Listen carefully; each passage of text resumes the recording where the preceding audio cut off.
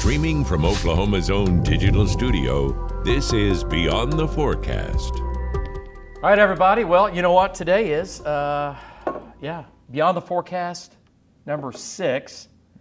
And I'll just say this. If you don't know who this is, you might want to call 911, maybe check in with your doctor. There might be something wrong with you. If you don't know who the man is to my left, the one and only, the legend. I don't know if I go that far. You're half the legend. Your other half's your. There you go, right there. Is your wife. Yep. Val Exactly. Castor is in the house today. It's good to be here. I appreciate you having me.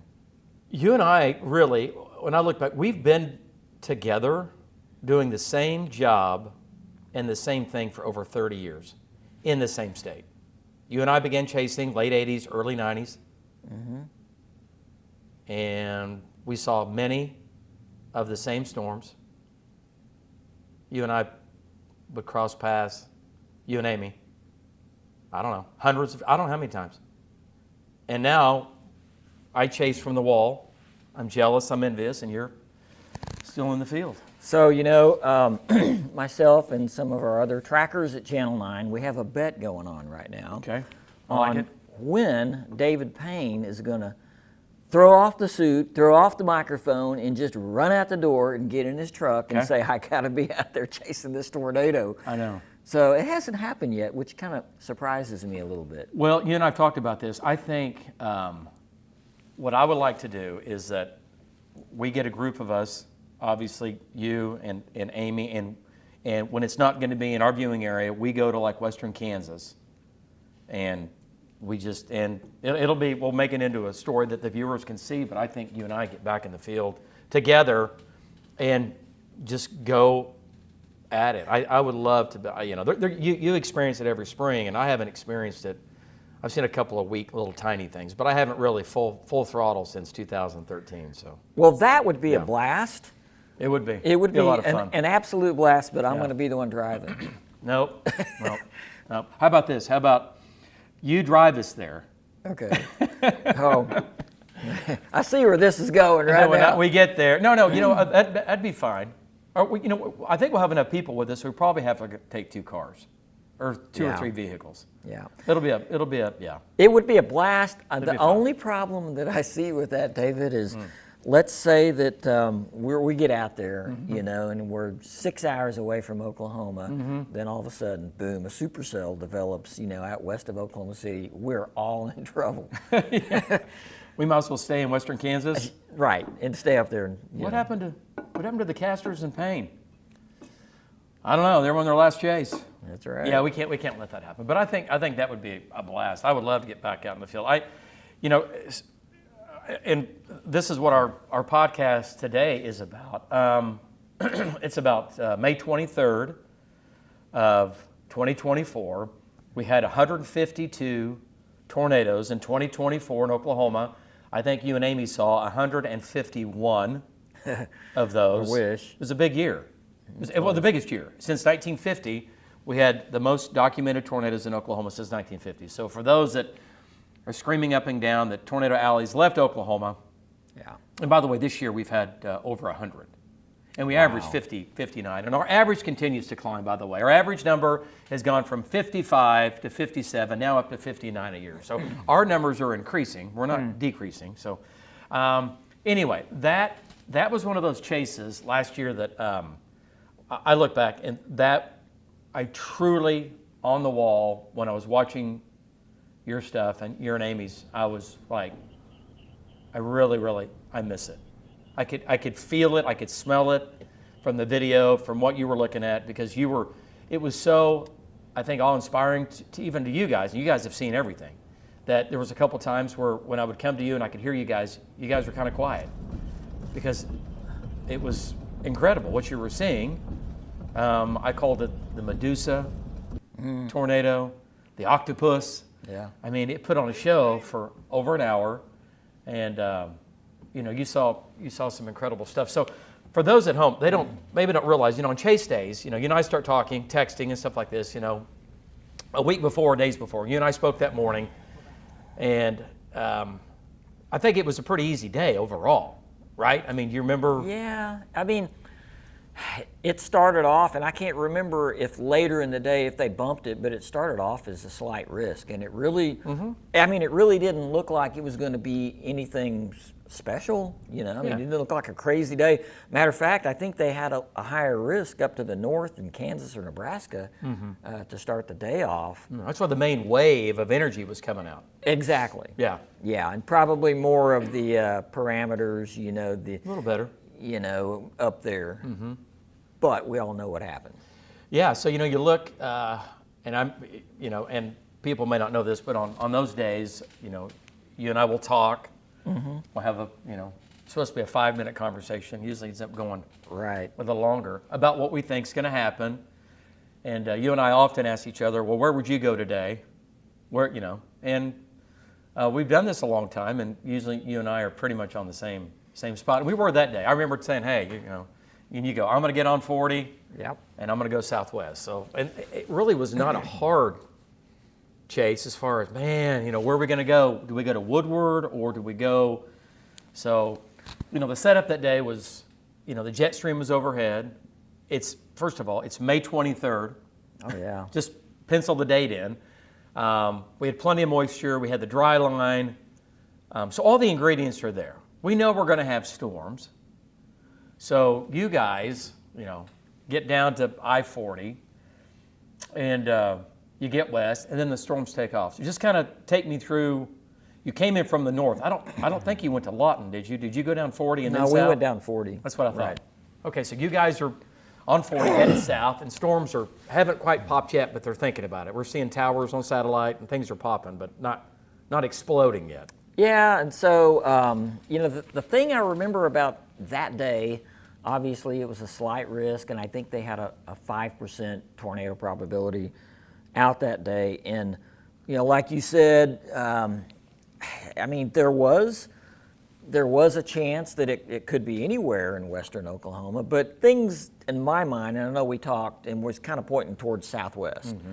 So we went down 40 and went down to Texola, and then headed south to Hollis, and then we went west a little bit, somewhere out near the Oklahoma border, and kind of sat there and waited on storms, which we kind of do that a lot of times. We'll go out near the border and wait and watch, and watch when towers go up. And if I remember right, the dry line was much further west that day, like solid 2 counties. Yeah, maybe even further west than that to start out with. But Oh yeah, no, early in the day, yes. yes, Yeah, way, definitely. yeah, and Yeah, then it it was. kind of moved eastward. But so the first, you know, real storm that went up that day was somewhere west of the border, not that far west of Hollis, let's say. Right. So we watched that, and that started moving northeast, and so we kind of started. I believe we started going north with that, somewhere out near the border on a dirt road. Then we came back to the main highway, and because there was another storm trying to go up that eventually merged with that one north of Hollis. Yeah, those two storms come together right pretty much on the border. Okay. Pretty close. Yeah. Yeah. So we came back to Hollis, and then we started going north. And I remember, I can picture it vividly, thinking, you know, these storms are merging, and I see something going on that's looking interesting north of Hollis. So we went up there, and I remember we saw a lowering with that, but, you know, it never really did anything. We watched it for a while. I think we actually went east on one of those paved roads that goes, I don't even remember the town that we were headed towards, but we went east for a little ways on that until that storm just started looking junky and moving off. And at that point, there was another storm developing like down to the south, somewhere near south of El Dorado or somewhere like that.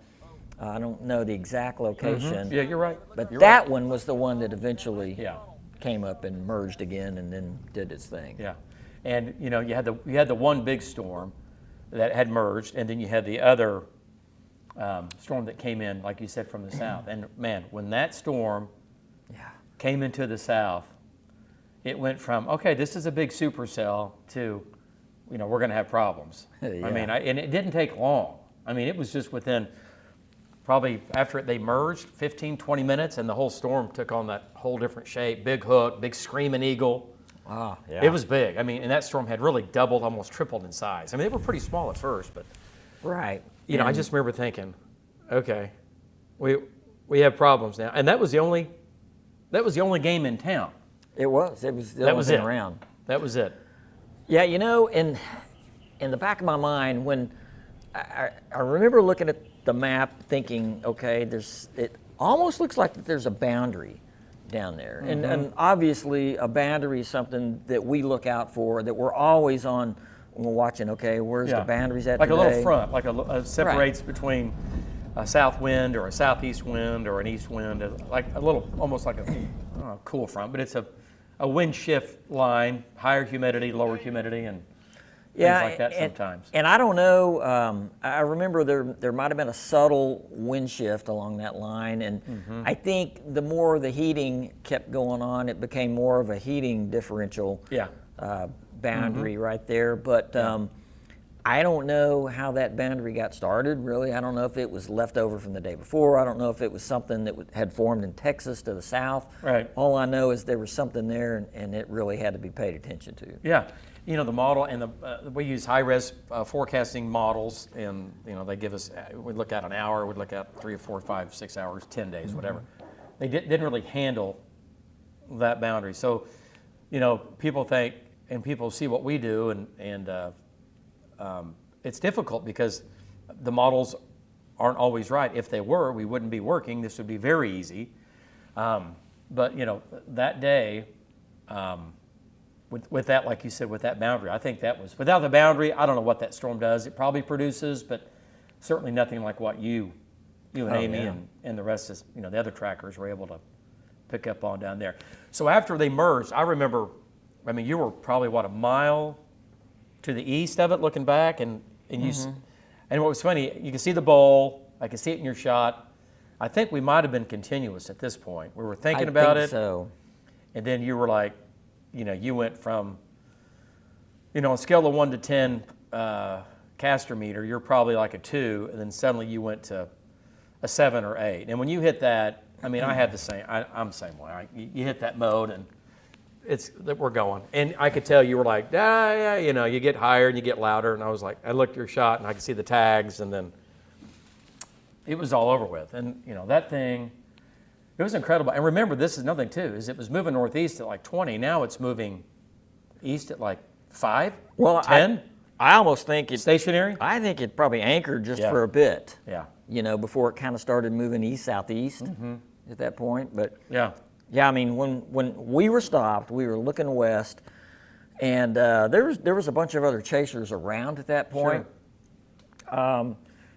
And also, there's a friend of mine. His name is Merrick Long, and he's in Oklahoma Highway Patrol, and he asked if he could follow us that day, and I said, yeah, absolutely. He's kind of was learning how to chase at that point. Sure. So he was with us, and I think he got the show of his life that day, just to be honest with you. Did he see the whole thing with you guys? He did, yes. He sat there, and there's a story behind that. Gosh. Well, let me get to that point, but Wow. you know, so we were there, and so like you said, maybe a mile to our west, we're watching it form. I mean, and this is when it really, we found the base, we're sitting there watching it, and that's when things really started to happen. So we got to see tornado genesis, really walk-glad genesis, if you want to call it that. And so this thing started rotating stronger and stronger, you know, and then we see a little spot of dust there, and there's the first little suction vortex come down, and so it starts getting more, and you talk about the octopus, we start seeing one after the other. Yeah. And I mean, we just stayed put. All the other chasers, they all left except for one, okay, and except for Merrick Long, who was right there, and he didn't know enough to know that he should leave yet. So he just trusted us, you know, and so he stayed right there. He stayed right there, and so there was another chaser that was there. I don't even know who he was, but everybody else left and went north as that thing was coming directly towards us, okay? And at this point, it was they think it's going to be moving northeast? Well, I don't know what they thought, but it was moving at that point pretty much directly east, and I kind of thought it might turn south, and we stayed. I mean, and it got to the point to where this thing was 200 yards to our west, and Yeah. it was starting to turn a little bit at that point. Yeah, But turn right, turn east-southeast. yes, Yes. to turn east-southeast. And everybody, I looked up, and all the chasers were gone, and they were up a hill 3/4 of a mile away. Yeah. And so there was this one chaser next to us, you know, and he got out, and he goes, I think we should leave. Don't you think we should leave? I'm like, no, I think we just stay here. I think we're okay. Do you think he had any idea who he's talking to? I don't know. Yeah, the mean- names on the truck and all that. Oh, his name on his truck? No, my name was on the Well, truck. yeah. Yeah. I know. And he's like, Yeah, he's asking you, are you he said- going to leave? Well, he was nervous, and he Yeah, thought I that get we it. needed to leave. He goes, I said, I think we're okay for the time being. So he went back to his truck, you know, and this thing is just kind of, it's going so slow. It's crawling. But it's just, I mean, we're mesmerized, right? Yeah. By these suction vortices just, and Yeah. it's multiple vortex at that point. And Yep. this is when you're on the wall looking at it saying, Yeah. wow. Wow. This is when I think you just about threw off your suit and took off. Yep. Yes. But here it comes. Yeah. It's pretty much coming directly at us. It's right down this road. So from is it a us. farm road still? It's a farm road. Yeah, it's a dirt road. Dirt road. And right. we're on a dirt road. Yeah. And so, I mean, here it comes, just slowly. And this other chaser gets out of his truck, comes back over, and goes, I think we ought to leave.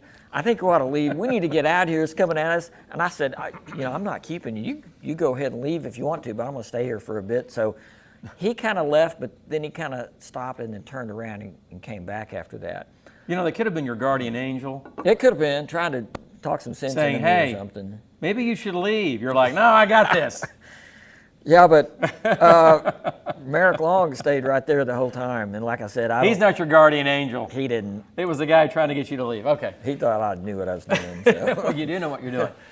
I remember that one shot, and like you said, you stayed within probably a mile of that one spot for forever. Yeah. And when it set down, you know, I was saying words like, just what was coming to my mind was, you know, a merry-go-round of vortices, Medusa, an octopus. I mean, because at one point you had like 3 or 4 vortices, and they were all pretty strong. I mean, they weren't EF 3s or 4s, but they were 1s and maybe 2s, but for sure 1s.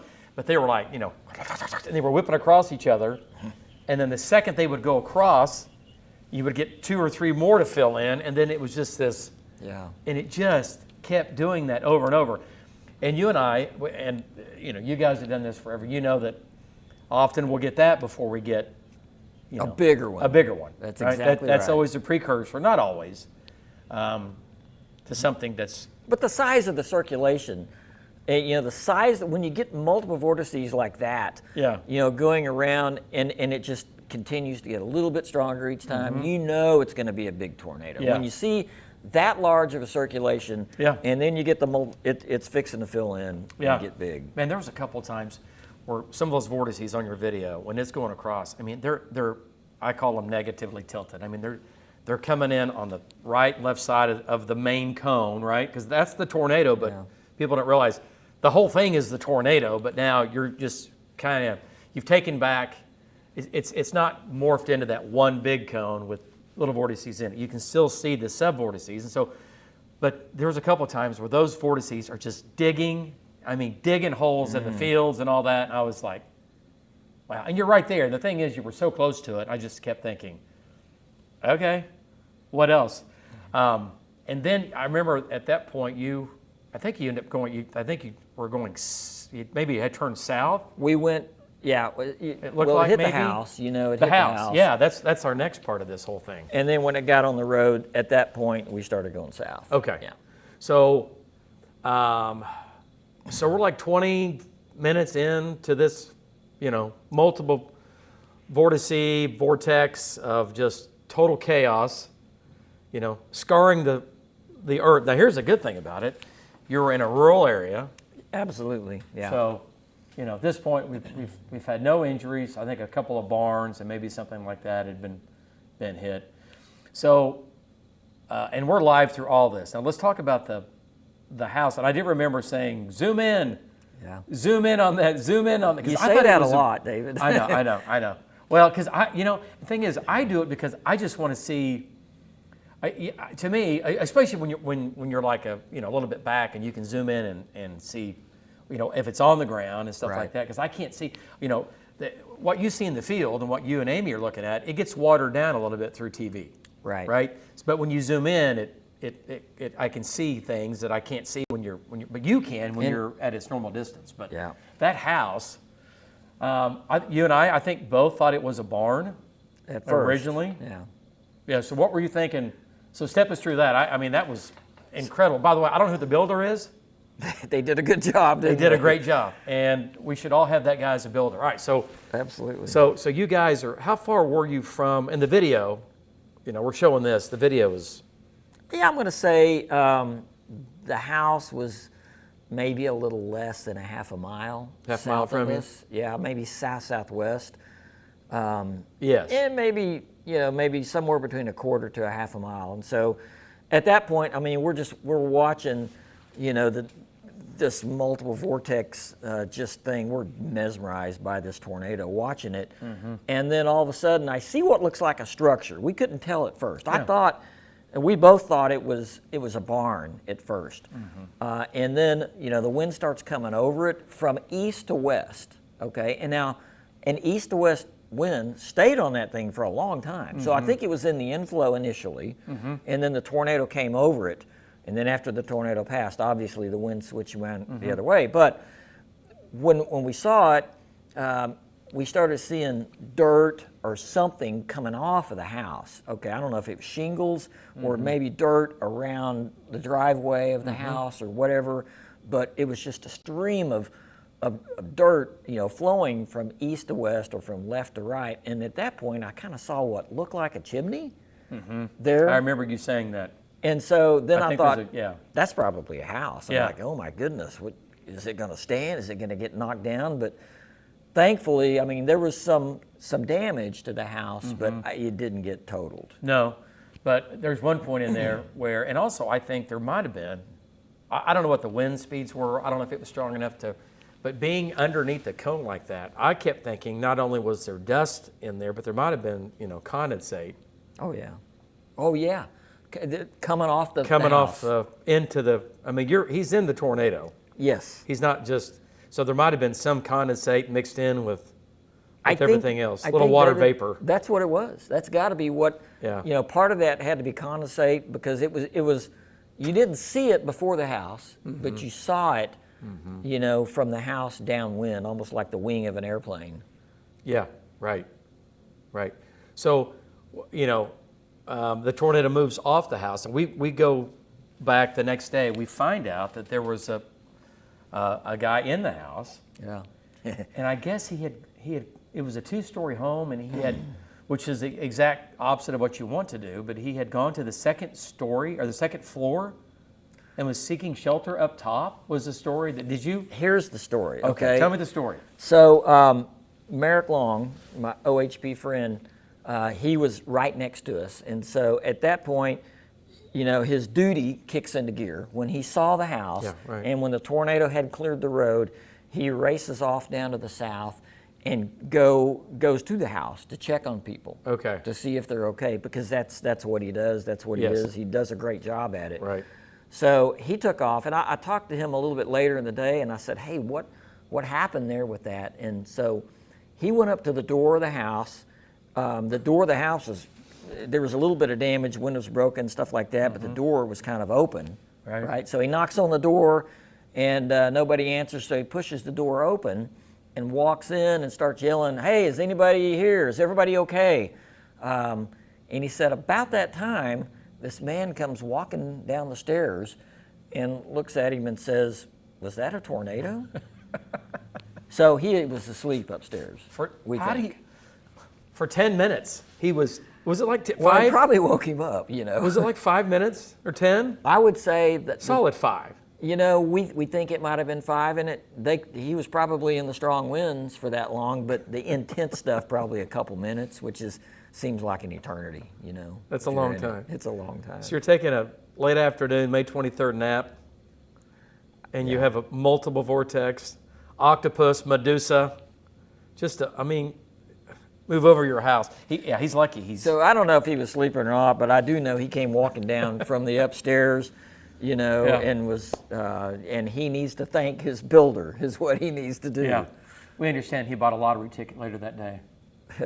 I mean, right. Yeah, that's some good living. The video is incredible. I mean, so. And actually, David, he needs to thank the Lord for keeping him safe, because I know, right? That could have been a lot worse. Oh. Yeah. Well, I mean, the second floor goes first.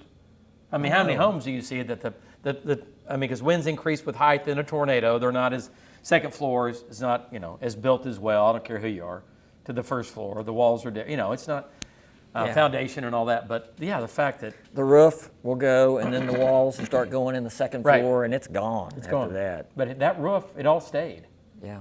So, all right, so it leaves there, and there was a little bit of it kept doing what it was doing, and then, do you remember how much longer after that? Because this was, so now we've got, it's been pretty strong. You've had 4, 5, 6, vortices, one cone, back to, all this going on.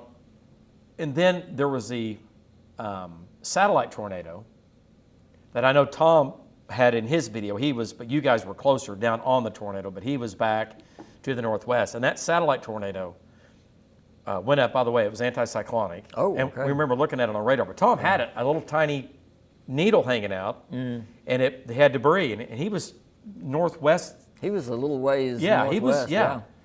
And when that anticyclonic gets pulled into it, that's when it goes into the barrel mode.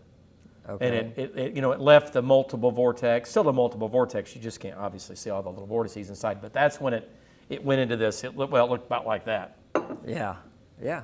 It turned into this. Now we've gone from they're all dangerous, they're all deadly, but now we've gone into what can be a killer tornado. In other words, if you're not in a safe spot, there's a chance you will not survive. I mean, it was violent. And I don't know what the final rating was on that. I know preliminary they'd come out with an F2 on it. I don't know if it went up from there, but I'll guarantee it. Had it went through a town or any population center, that thing probably would have been an F4. For sure. Based on what we were seeing. Yeah, for sure. So yeah, we went south on the road past where the house was. Mm-hmm. And at this point, it's just in the field to our east. And moving to the east at that point, at some point, I think it's East-southeast? East-southeast. Yeah. And then it kind of turns a little bit later, and I know it moved up to the north. Back to the north. So, just looking at velocity data, when you were down there, we had winds, on velocity of 170. I remember seeing some 180. Wow. Right? Yeah. So, and that was after that. Now, when it was doing what it was doing, when you guys had it early, I mean, it wasn't quite that high because the vortices were smaller, but when it really turned into this, and there were a bunch of portable radars down there. There were like 2 portable radars, which are radars on the back of trucks that chase tornadoes. And I know they had a couple of pixels of wind at like 205, 210 to 215. Oh, wow. I believe it. It's like just a few hundred feet off the ground. So that's a 4, EF4, and but the EF scale is not given off of what wind speeds are. It's off the damage, which I think they should use Doppler radar to rate tornadoes. If you have the data, then why not use it? That's a whole nother show. But it was given an EF2, but like you said, that goes through Lawton or Clinton or Edmond or Moore or Guthrie. It's an EF4. Exactly. And so, thankfully it didn't. No, God. Thankfully, horrible. That's a sparsely populated area down there, right and there. So, I mean, it hit a few places, but that's we don't want one that big going through a populated area for sure. No. So if I were to ask you how many tornadoes, this is another thing about the EF scale. It is what it is. I think it's good for damage, but like I said, if you have radar data, and you've got a radar that's sitting a half mile from it and it's telling you you've got 250 mile an hour winds, you got to go with that. But how many tornadoes do you think were documented that day? Out of all of that, over an hour, hour and a half of chasing, how many think were actually I don't know. put in the books? I bet you know. I do know. I was shocked. I went back and looked. How many do you think? With that one storm? With that one storm, from beginning to end. Well, in my boat, it was all one, but I know it probably lifted a couple times and set back down. So I don't know. I haven't got a clue. 3. 3. Wow. Okay. I saw 3 in your shot, I think, at one time. I mean, okay. I mean, you know, I know the lines get a little bit fuzzy when you're saying, are you going to count all the vortices, you know, doing that? But yeah, there were 3 tornadoes that day. Okay. The strongest was an EF2. Yeah. But if you put that up and then you put your and Amy's video up, you're like, hang on a second, that's not that day. Yeah. I mean, there's got to be more than that, and that's only an EF2. One storm. One storm. One storm. So, yeah. One beast of a storm. Yeah, Goodness. and you know, Tom was down there with you. Tom had some. I think Jeremy was down there as well. Yeah, Jeremy. Yeah, he was pretty close. He had some good stuff too. Yeah. He did too. So, you know, lucky. I mean, it could have been much, much worse. We need to get the guy in. We really need to find out who the guy was in the house. He would be a good person to have on your podcast. Unless he was sleeping the whole time. Yeah. Well. It sounds like he woke up when it was over. Yeah, I don't know. Maybe we need to find out. What in the world happened? Anyway, crazy day. Get the pillar of that house. Crazy in here. day. So what? Oh, and so you know, you and I we always talk. I always, after an event, you guys are driving home, and I'll call you and go, "What the heck?" Or and that was one of those days that I know that night later we said, "Man, overperformed." Right? I mean, we were like, okay, we might have a low end, but we ended up having what was really unofficially an EF4 tornado. And by the way, it was nearly a half-mile wide. Oh, wow. I believe it. Yeah. I mean, it was big. I didn't know exactly, but that's big. It was pretty big. It is. And it was violent, and luckily that, it stayed out in the middle of nowhere. So. I wish we could go back and study everything about that day so that we could, learn, in future times. But what I remember about that is maybe the speed shear, you could say the mid-level shear that day was pretty good. Yeah. The Cape was really high. It was high. The Cape was high. The low level, which is instability. Right. High instability, lots of fuel. Right. The low level turning, was marginal. I mean, was okay, but wasn't tremendous. But you got high Cape like that. You got some pretty decent lift from above. But then there's the boundary, and I think the boundary is what caused that to happen. Yeah, little front that was draped to the south, and it latched onto that. I mean, it had to, because the mean flow should have had northeast and to latch on. And then at the end, it did what not all tornadoes do, but they do more than people realize. It did what, what the Shawnee tornado did, what May 31st, 2013 did. Oh. It occluded. And it lifted to the north, and at one point after it heads east, southeast, and then it does the old swing through. And when it's swinging through, it's picking up speed. It doubled its speed for the first time that day. If you remember, it left you guys. It did, yeah. At that point, it was gone. It's a slingshot, right? And it goes like this, and it ejects, and it actually ended up crossing the highway, and then went back to the northwest. Oh wow, okay. Out west of Altus. Yeah. Okay. And it was going to Altus for about 2 minutes. And then it made the hard turn. So it did a complete, and often they do. There's so much turning in the atmosphere, so much spinning going on, that the prevailing winds, the jet stream winds, are going to say, we're going to keep you going northeast somehow, some way. But man, it fought it all the way to the end. So boy, it did. I guess it kind of came off the boundary at that point. Just the upper winds and the steering winds just took over. Yeah.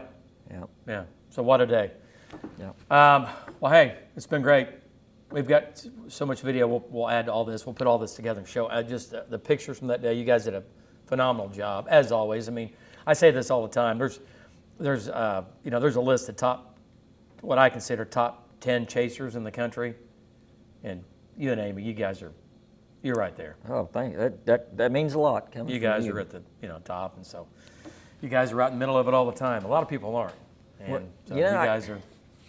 You guys are the best. Thinking about that day and some of the other days and stuff. I mean, we hope and pray. I mean, every day before we leave to go chasing. I mean, I don't know if you've seen this or not. They've done interviews with us before, but we will pray and ask God to take care of us and to take care of the other chasers that are out there. And we also ask safety for the people that are going to be affected by the storms. And this is something that we pray every time before we go out. Because our goal, I mean, obviously, we want to get good video and warn people. But our goal mainly is to keep people safe out there, and us feeding information to you, and you got such a huge audience. I mean, basically, most of the state watches you when we're doing this, and so we're just doing this to get the word out there and to keep people safe. So the fact that day we were able to warn, and other people as well, all of our other chasers were able to warn people, and then nobody really got hurt. Those are the kind of days that I really like. You get to see a good tornado, but no one gets affected by it. And for people to have simply wisdom and to make good decisions. You can't go to everybody's house and pick them up, put them in your truck, and take off with them. Absolutely. People have to make their own decisions, but to give them wisdom on, you know what, I'm gonna do the right thing. I'm gonna go to the storm shelter, center part of the house, because I feel like that's what I should do, and go with, you know what I mean, versus, most men are out front on the porch. They want to watch it. They want to watch it, and we're not very bright overall.